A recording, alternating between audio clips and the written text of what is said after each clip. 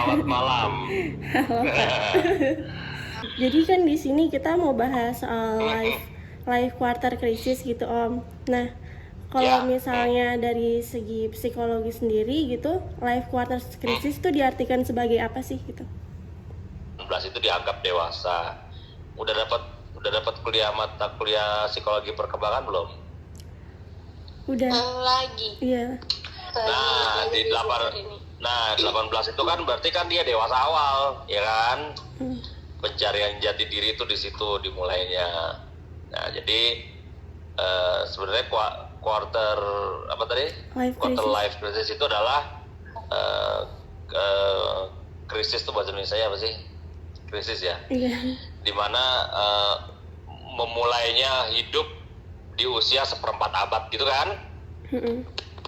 Nah ya udah terus gitu. Nah banyak tuh yang hal-hal yang terjadi di usia itu.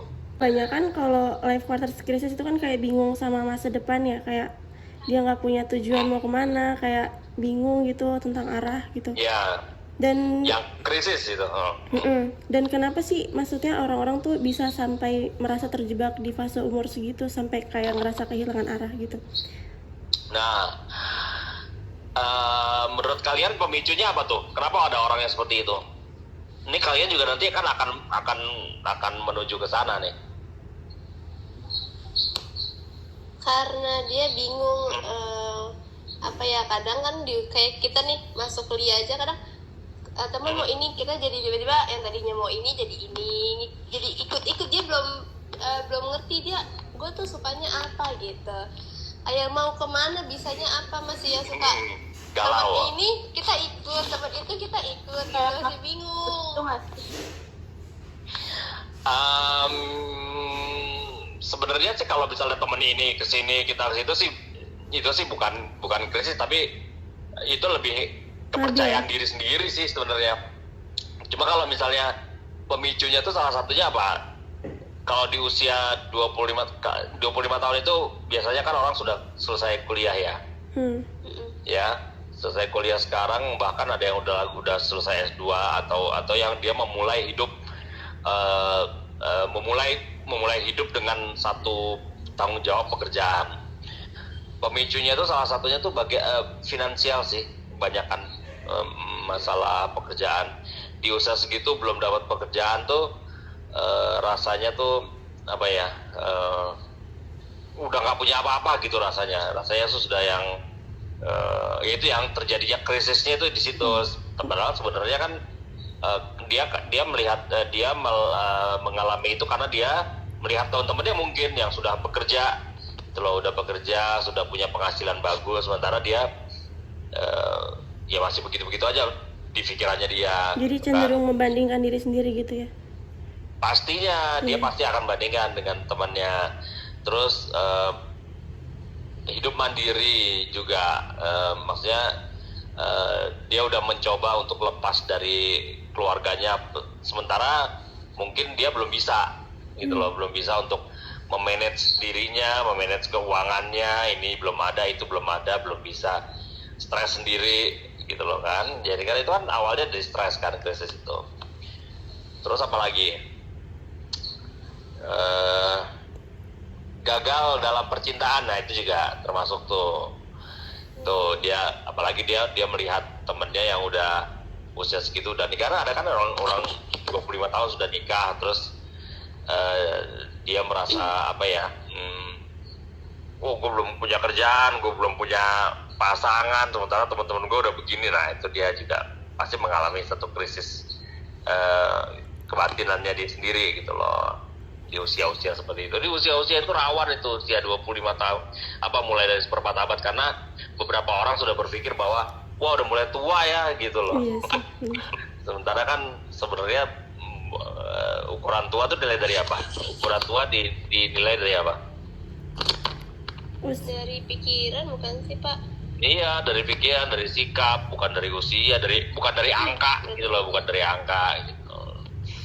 Tapi kan beberapa orang yang nggak mengerti atau dia melihat orang lain yang lebih sukses, pasti dia berpikiran bahwa gue yang gagal nih gitu loh, kayak gitu. Nah terus misalnya nih, kan aku juga umurnya 20-an ya. Masih aku udah kerja nih, tapi aku masih yang kayak aduh aku nggak suka di kerjaan ini, jadinya masih bingung gitu loh, itu hadapinnya gimana ya. Jadi kayak aku maunya pindah gitu, keluar dari zona kerjaan ini. Jadi kayak ya sekarang kerja itu tujuannya ngapain? cari uang sih. Tapi kalau misalkan kitanya nggak passion kerjanya, nggak, jadi kayak terpaksa, jadinya kan kita nggak enak ya. Yang misalnya kayak 3 bulan ibaratnya kan sebentar, yang kita anggap sebentar malah jadi lama karena kita ngejalaninnya tuh nggak happy gitu. Ini siapa namanya, Nadira ya? Iya. Kenapa nggak sukanya dengan kerjaan itu? Karena nggak passion aja gitu, karena aku. Kenapa diambil? Nah itu lebih kayak butuh ya.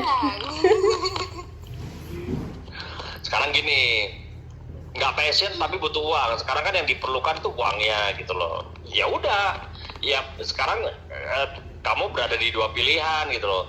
Mau keluar tapi nggak punya uang, atau ya terus aja di non passion tapi income masuk.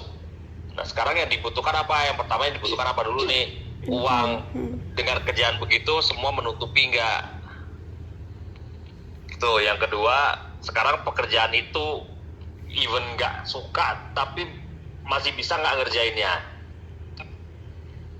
Oke. Tapi kalau misalkan kita nih masih merasa nggak sepenuh hati ngerjain itu, tapi kita terus jalanin, itu bakal ngaruh ke psikolognya sih, nggak psikologi diri kita nggak sih Pak? Oh iya pastinya. Dari dalam diri termasuk apa itu termasuk quarter life crisis juga? Belum tentu ya. Belum tentu, itu kan karena kebutuhan. Kebutuhan uang gitu loh. Kecuali kalau misalnya kamu berpikir bahwa wah nih nggak bisa nih, udah lingkungannya nggak asik, teman-temannya nggak asik, terus kerjaannya juga gue nggak suka, ya kamu harus putusan sekarang. Tapi mikirnya adalah kalau nggak kerja nggak ada uang gitu kan. Tapi sebenarnya sekarang panjang nih urusannya nih. Sekarang uangnya itu untuk apa? Uangnya untuk kebutuhan hidup sehari-hari, sama kuliah aja sih. Sehari-hari itu maksudnya diri aku. Ya, berarti kalau begitu kamu harus segera untuk mencari pekerjaan baru, tapi tanpa memutuskan hubungan kerja dengan yang sekarang. Kalau misalnya pekerjaan baru itu udah dapat yang kira-kira kamu sukai, passionnya kamu, ya baru kamu lepas. Gimana pun juga kalau misalnya nggak passion, lama-lama memang stres sih, menimbulkan stres, apalagi lingkungannya nggak bagus. Jadinya kayak merasa terbebani tapi butuh uang. Pasti. Jadi kayak aduh lama banget sih nggak kelar-kelar gitu, kayak kapan sih dapat lagi kerjaan yang lain gitu. Nah kan sekarang kan udah mulai banyak tuh itu rekrutmen udah mulai banyak ya, kenapa nggak coba aja? Iya tapi kayak kadang aduh susah juga, udah email berkali-kali terus nggak dapet kan, ya kayak kadang pasrah, kadang happy lagi gitu. Jadi kayak naik turun. Berpikir positif aja, yang penting tuh harus berpikir positif sih gitu loh. Nah ini jadi ngomongnya bukan quarter life crisis deh, tapi berpikir positif aja bahwa ya bukan itu yang terbaik ya buat kita, gitu aja mikirnya. Ya kan semuanya udah diatur gitu loh, kayak gitu kan. Allah udah ngatur kita, ini loh kerjaan kamu tuh yang bener yang begini. Kalau ini nggak dapet berarti ini bukan yang terbaik. Kalau kamu tetap masain masuk di situ, ya tengah-tengah tuh pasti ada sesuatu hal. Ya mungkin tujuannya sekarang udah masuk ke sini tuh adalah ini belajar dulu deh nih, belajar bisa nggak menaklukkan diri sendiri dengan tidak suka dengan pekerjaan itu, tapi kamu bisa menaklukkan pekerjaan itu. Yang siapa tahu itu kan jadi latih mental gitu.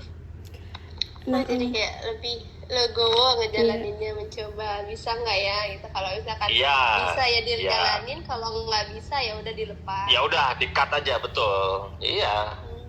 Nah, Om, aku pengen tanya nih, kan aku dulu juga kayak pernah ngerasa dimana kayak ngerasa stuck gitu kan, kayak mau kesini nggak, aku tuh pengen banget dulu kan emang sempat lolos 1 tahun kan, kayak gap year gitu. Nah itu tuh kayak aku pengen banget kuliah tapi kayak kerjaan belum dapat, terus kayak ngeliat teman-teman udah pada kuliah, udah pada semester 6, 8, kayak aku tuh masih mulai aja belum gitu. Terus kayak ngerasa hopeless banget, kayak nggak ada harapan atau apa gitulah, pokoknya kayak sad banget gitu loh pas saat itu.